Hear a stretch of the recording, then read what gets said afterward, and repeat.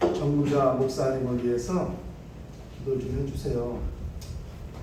뇌출혈 때문에 병원에 입원해 계신데 자기가 신고한 거예요. 머리가 너무 아파서 새벽기도 끝나고. 근데 병원에 입원하셨는데 의사소통도 잘 되고 이제 일반인실로 옮길 날만 기다리고 있었는데 지난주 목요일날 갑자기 혼수 상태가 와서 지금 코마 상태예요. 그런데 중요한 거는 은행 비밀번호, 통장 계좌 비밀번호 아무도 몰라. 자식들이 재산을 정지할 수 있는 길이 없어. 뭐가 어디에 있는지도 몰라. 그러니까 목회도 지금 누구한테 넘겨야 되는데 누가 목회를 이어할지도 몰라. 이런 아주 막막한 상황이죠. 하나님께서 시간을 주셔서 그런 것들 다 정리하고 깨끗이 마무리하고 84세예요. 84세. 하나님의 부르심을 받으실 수 있도록 우리 교회 창립 예배 때 부총회장으로 오셔서 축사를 하셨었어요. 그분이 어쨌든 하나님께서 인생의 마지막을 잘 마무리하실 수 있도록 꼭 한번 시간을 허락해 주시도록 그렇게 기도를 해 주시면 감사하겠습니다. 자, 하나님의 말씀은 요한복음 10장 22절부터 42절 말씀까지입니다. 요한복음 10장 22절부터 42절까지 말씀입니다. 하셨으면은 한 절 한 절씩 교독을 하도록 하시겠습니다.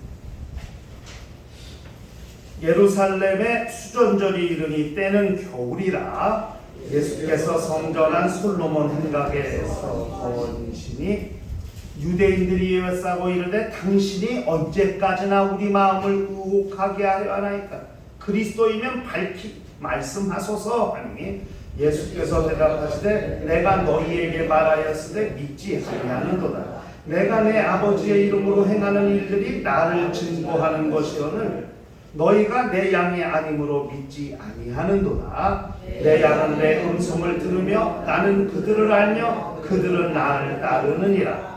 내가 그들에게 영생을 주노니 영원히 멸망하지 아니할 것이요 또 그들을 내 손에서 빼앗을 자가 없느니라. 그들을 주신 내 아버지는 만물보다 크시네 아무도 아버지 손에서 빼앗을 수 없느니라. 나와 아버지는 하나이니라 하신데 유대인들이 다시 돌을 들어 치려 하거늘 예수께서 대답하시되 내가 아버지로 말미암아 여러 가지 선한 일을 너희에게 보였거늘 그 중에 어떤 일로 나를 돌로 치려 하느냐. 유대인들이 대답하되 선한 일로 말미암아 우리가 너를 돌로 치려는 것이 아니라 신성 모독으로 인함이니 내가 사람이 되어 자칭 하나님이라 함이로다.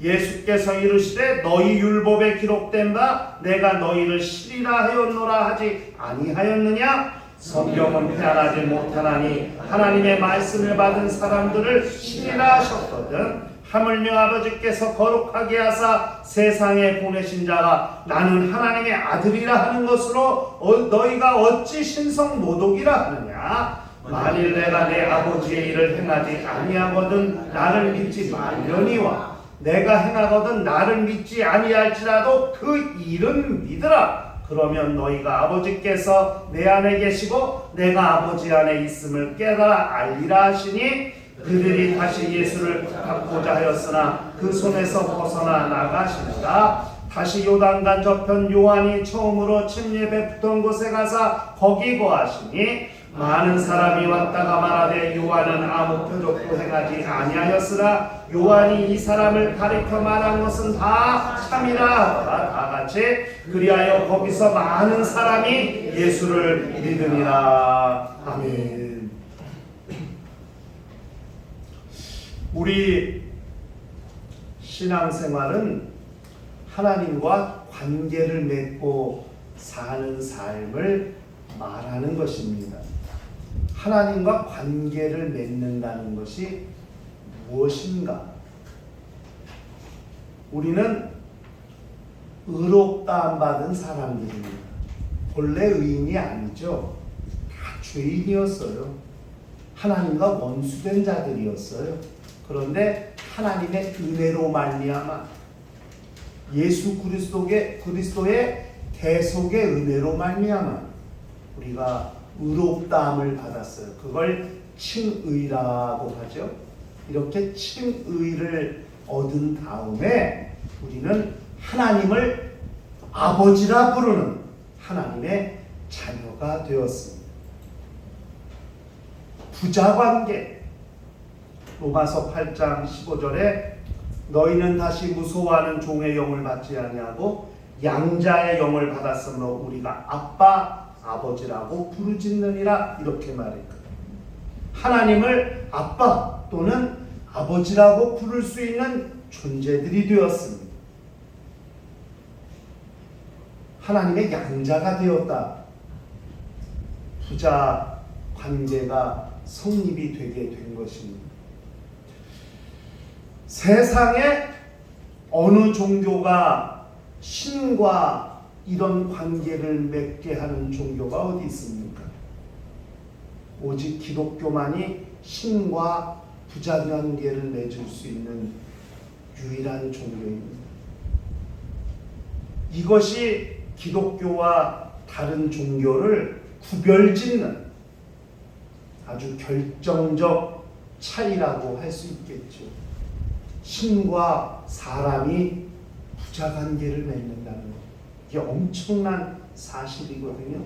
기독교의 우월함, 기독교의 가치가 여기 있다 해도 과언이 아니죠.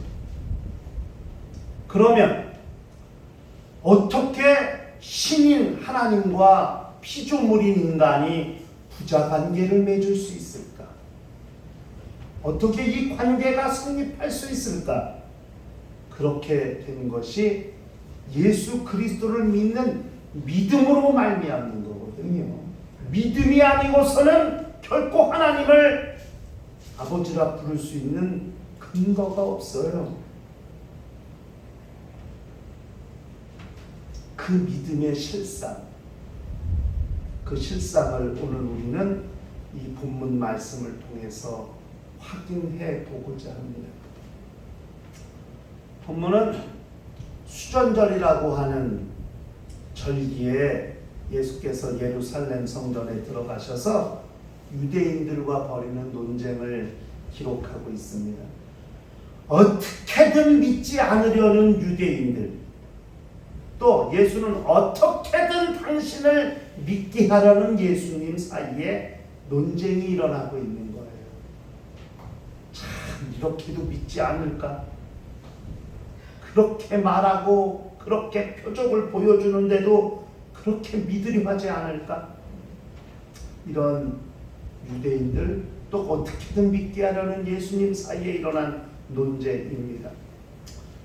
수전절이라고 하는 것은 성전을 정화하고 회복해서 다시 봉헌한 날을 기념하여 지키는 절기를 수전절이라고 합니다. 이걸 하누카라 이렇게 히브리어는. 이건 원래 구약 성경에 나오지 않는 절기예요. 이것은 주전 한 200년 전에, 예수께서 오시기 200년 전에 헬라, 그리스, 헬라, 알렉산더 대왕이 이끄는 헬라 제국이 세계를 통일했죠. 그 당시에. 그래서 멀리는 인도에서부터 저 아프리카까지 광활한 제국을 형성하게 되었습니다. 헬라 제국이. 그런데 헬라 제국은 문화적으로 문명, 문화, 예술에 엄청난 영향을 끼쳤거든요. 언어도 마찬가지이고요. 그래서 다 헬라어를 쓰게 됐고 헬라 문화를 받아들이게 됐고 헬라 문명이 또 예술이 엄청나게 영향을 끼치게 됐어요.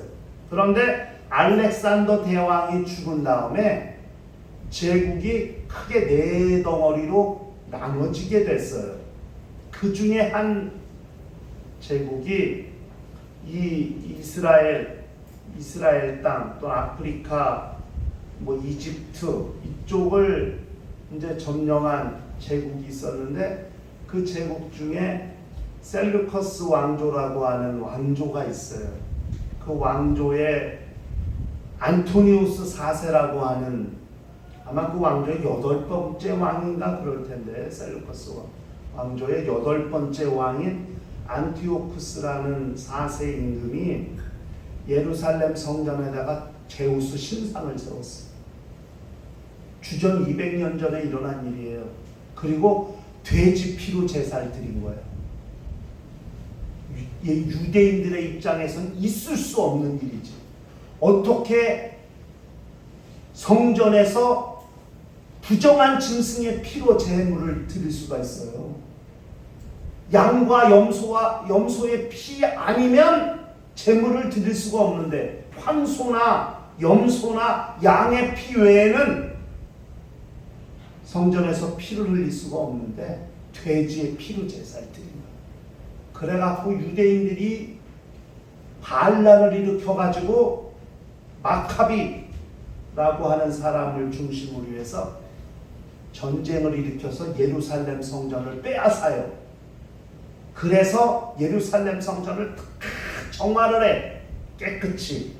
그리고 그걸 기념해서 하나님 앞에 이제 절기를 지키게 된 것이 수전절의 유래입니다. 이스라엘의 3대 절기는 이스라엘 전역에 있는 사람들이 다 예루살렘의 성전에 와야 되죠. 20세 이상 남자들은 다. 그런데 수전절은 꼭 그렇게 하지 않아도 돼요. 왜? 3대 절기가 아니니까. 그리고 하나님이 명하신 절기도 아니니까. 그런데 예수는 그 수전절을 지키셨다는 것. 이게 중요해요. 그것이 태양력으로 말하면 겨울 12월 달에 있어요. 수전절은. 그런데 예수는 그 수전절을 지키셨다는 거예요. 그리고 예수는 공생의 기간 중에 예루살렘 성전을 정화하신 사건이 2번이 있어요. 마태복음 21장에도 나와요. 노끈으로 채찍을 만드신 다음에 비둘기 파는 사람들, 돈 바꾸는 사람들의 상을 다 둘러엎으시고 내어 쫓으신 다음에 예즘은 만민이 기도하는 집이라 일컬었거늘 너희가 강도의 구련을 만드는도다 하면서 다 예루살렘 성전을 정화하신 일이 있죠. 이게 시사하는 바가 굉장히 큰 거거든요. 요한복음 2장에도 예루살렘 성전을 정화하신 기록이 또 나와요. 중요한 것은 그렇게 자신들의 신앙의 중심, 유대인들의 영적 자부심인 성전이라면 그 성전을 어떻게 관리해야 될까? 돼지의 피로 제물을 드린 성전을 정화하고 회복해서 하나님 앞에 드린 그런 믿음이 제대로 유지되고 이어졌다면 장사꾼의 소굴을 만들었겠어요? 이권이 개입되고 청탁이 빈번한 그런 장사치들의 그런 이권과 그런 청탁과 부정과 불법이 성행하는 그런 성전으로 전락했겠느냐. 예수는 그들의 신앙을 질타하시면서 다시 하나님께 돌아올 것을, 다시 믿음이 회복될 것을 말씀하시는 것일 텐데, 그 수전절에 예수께서 유대인들과 논쟁을 하시면서 믿음의 가장 핵심, 믿음의 절정, 믿음의 근본, 골격, 그것을 말씀하신 거거든요. 그것을 근거로 하는 믿음이 있어야 하나님과 온전한 관계를 이루고 살 수 있다는 것을 예수께서 증명하시는 것입니다. 본문의 말씀을 통해서 믿음의 핵심이 뭐고 그것을 통해서 하나님과 온전한 관계를 이룰 수 있다는 사실을 다시 한번 우리가 깨닫고 우리의 믿음의 방향을, 또 믿음의 상태를 돌아보고 점검하는 시간이 되었으면 좋겠습니다. 오늘 예수께서 유대인들과의 논쟁을 통해서 당신을 증명하시면서 말씀하신 믿음의 핵심 첫 번째가 뭐냐면 나는 그리스도라는 것입니다. 25절부터 27절에 그 말씀을 다루고 있는 거예요. 그러니까 당신이 그리스도여든 밝히 말하소서, 이렇게 유대인들이 예수께 말씀을 했거든요. 그래서 예수께서 뭐라고 말씀을, 내가 이미 말했다. 한 번도 아니고 여러 번. 또 내가 하는 이 일들이 나를 증거하는 것이거늘 너희들이 믿지 않았다. 이렇게 말씀. 왜? 너희는 내 양이 아니므로 내 말을 듣지도 않고 믿지도 않는다. 이게 예수 그리스도의 말씀입니다. 당신이 그리스도여거든 밝히 말하소서. 내가 이미 말했다. 그리고 내가 여러 가지 일들을 통해서 그것을 증거했다. 근데 너희가 믿지 않았다. 듣지 않았다. 이거거든요.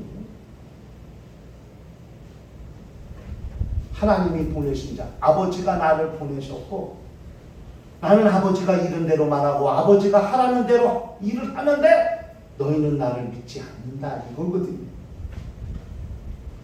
유대인들이 예수를 믿지 않는 이유가 뭐라고 생각하십니까?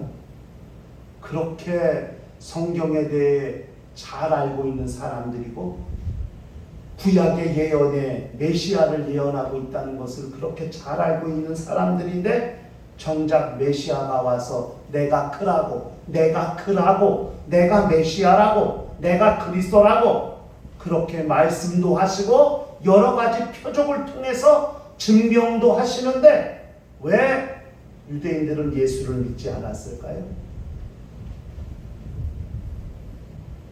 그 이유가 뭔지 아십니까? 나사렛 출신이라는 것, 목수의 아들이라는 것, 예수 그리스도의 출신과 배경 때문에 그들은 예수를 믿지 않는 거예요.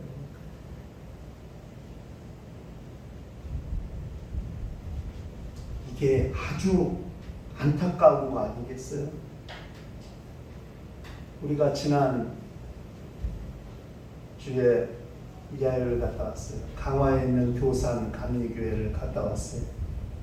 1893년에 세워진 교회, 133년 됐어요. 거기서 그 설명하시는 장로님의 설명이 뭐예요? 양놈들은 이 강화도 땅에 발을 디딜 수가 없다는 거 아니에요? 네? 이승환이라는 사람이 제물포에서 존순 선교사를 만나서 은혜 받고 구원을 얻었어요. 세례를 주려고 하니까 내 모친이 있는데 내가 엄마보다 어떻게 먼저 세례를 받냐고. 그 세례를 안 받아. 그 술집을 하고 있어, 주점을. 그러니까 그 양심에 가책이 되니까 세례를 안 받고 있는 거야. 그런데 그 사람이 결단하고 주점을 다 정리해서 강화도로 내려왔어요.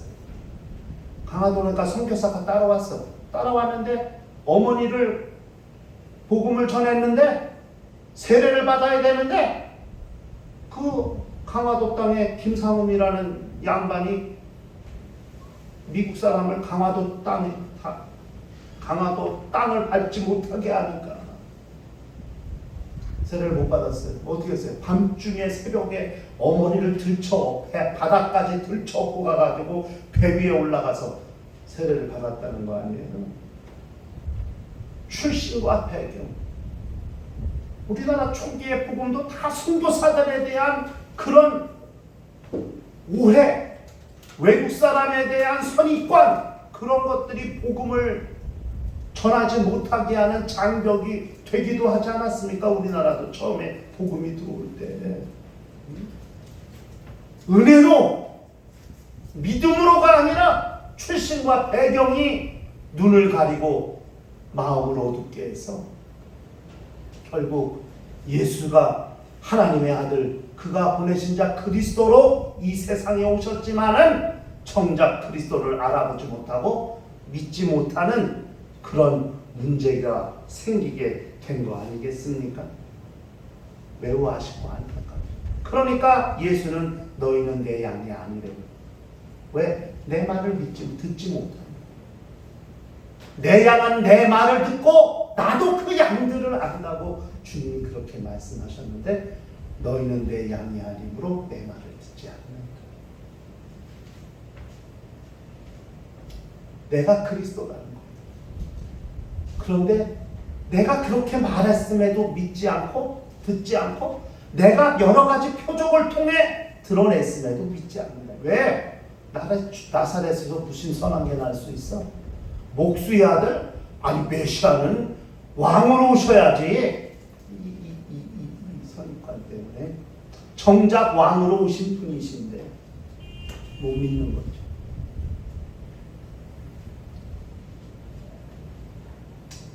외국 소설 중에 거지와 왕자라는 소설이 있어요.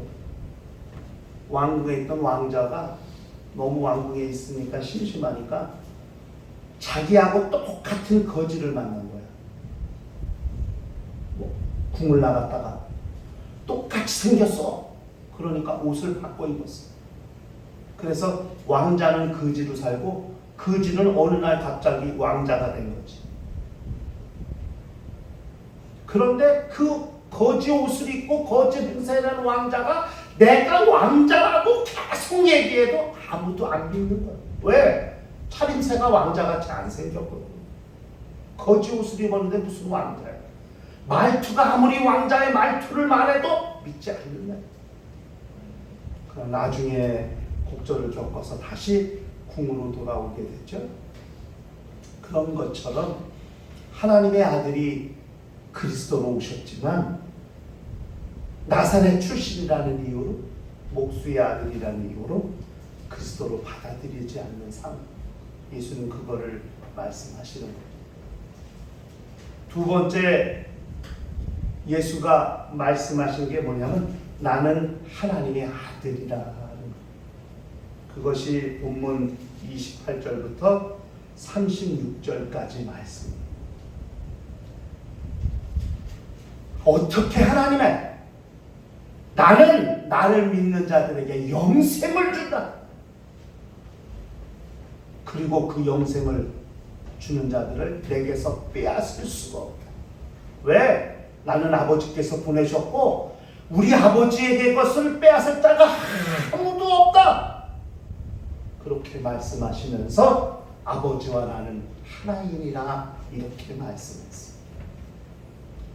이게 굉장히 중요해요. 오늘 이거 잘 들어요. 여기서 말하는 아버지 내가 하나라는 말이 헬라어로 hen이란 말이에요. 영어로 in이에요. in. hen이라. 이게 어퍼스토피를 거꾸로 해놓은 이게 붙어서 이게 히읗 발음이 나서 hen이라는 말인데 이거는 중성이야. 남성도 아니고 여성이 아닌 중성이야. 아버지와 내가 하나라고 할 때 이게 남성이면 심각한 문제가 없는 거예요. 그러면 아버지와 나가 하나가 돼야 돼. 근데 이게 중성이다 보니까 이게 무슨 말이냐 하면 굉장히 중요한 거예요. 본질로서 하나란 말이야. 굉장히 본질, 그러니까 하나님이라고 하는 본질로서 하나라는 것이지 몸이 각각 다 붙어있는 하나가 아니라는 거예요. 그거는 무슨 말인지 아세요? 아버지도 하나님이시고 하나님의 아들인 나도 하나님이다. 하나님으로서 하나님이라는 본질로서 하나라는 말이지 아버지와 내가 붙어있는 한 몸이라는 말이 아닙니다. 만약에 이게 아버지와 내가 하나라고 하면 이게 심각한 것은 유일신이 성립이 안 되는 거예요. 아버지 따로 아들 다 따로따로잖아요. 이건 유일신이 아니죠. 유대인들 신앙이 유일신 신앙이잖아요. 굉장히 예수께서 지혜롭게 말씀하신 거거든요. 하나님으로서 하나라는 말이에요. 그러니까 유일신을 부정하지 않는 거죠. 오히려 유일신이 되도록 말씀하신 것인데 지금 이 유대인들은 사람을 하나님과 하나라고 했다고 예수를 돌로 치려 한다. 그러니까 예수께서 아니 내가 뭘 잘못해서 돌로 치냐? 성경에도 시편 82편 6절에 사람을 신라했다. 네? 하나님을 신라했다. 내가 말하기를 너희는 신들이며 다 지존자의 아들이라 하였어. 이렇게 말했거든요. 시편 82편 6절에 그 말씀을 빌거로 예수는 하나님께 내가 하나님의 아들이라 한다고 너희가 나를 왜 돌로 치려 하느냐 이렇게 말씀하셨어요. 굉장히 중요한 의미거든요.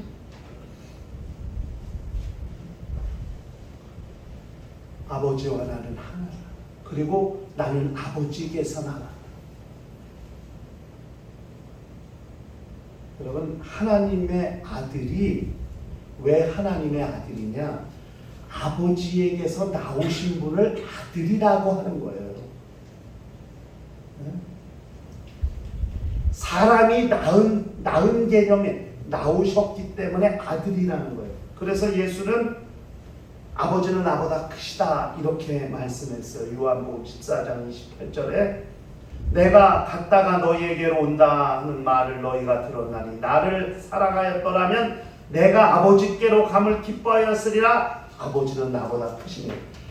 아버지에게서 나오셨기 때문에 아들이라 하는 것이고 나오셨기 때문에 예수는 아버지는 나보다 크시다 이렇게 말씀하셨어요. 원래 하나님과 동등됨을 취할 것으로 여기지 아니하시고 자기를 낮춰 종의 형상을 입으신 분이 하나님의 아들이시거든요. 그러니까 이게 사람이 아버지와 아들 관계라고 하는 사람의 관계를 생각하면 이해가 잘 안 되는 거예요.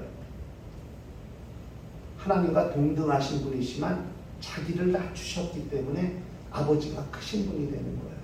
그리고 자기를 낮추신 그분을 아들이라 이렇게 말하는 거예요. 그러나 하나님이라는 본질로서 두 분은 한 분이신 하나가 되시는 거예요.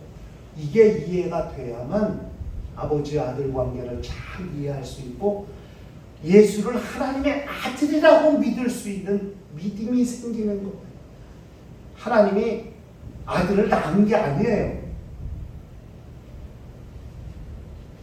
아버지에게서 나오셨고 아버지 앞에서 자기를 낮추셨고 그러므로 아버지는 나보다 크신 분이 되는 것이고 마침내 그 아버지 앞에서 자기를 낮추신 분을 아들이라 하나님의 아들이라는 것이고 그 아들을 믿는 믿음이 있어야 우리는 하나님과 온전한 관계를 이룰 수 있다는 것을 우리가 기억할 필요가 있습니다.